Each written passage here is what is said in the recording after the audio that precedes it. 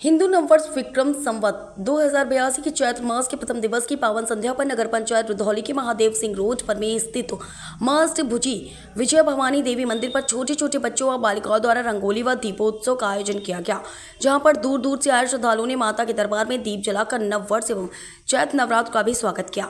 नगर पंचायत रुधौली के समाज सेवी राजकुमार सोनी ने बताया कि 11,000 दीपों को जलाकर रंगोली सजाकर मंदिर को और भी भव्य बनाया जाए, जो आकर्षण का केंद्र रहा। आने जाने वाले हर राहगीर देखकर पल भर के लिए मंदिर की खूबसूरती को निहार रहे थे और तरह तरह चर्चा के साथ खूब जानकारी भी गूंजे।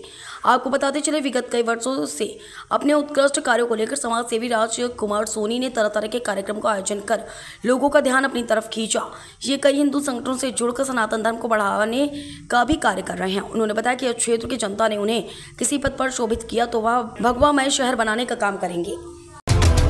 VP न्यूज, खबर सिर्फ सच की।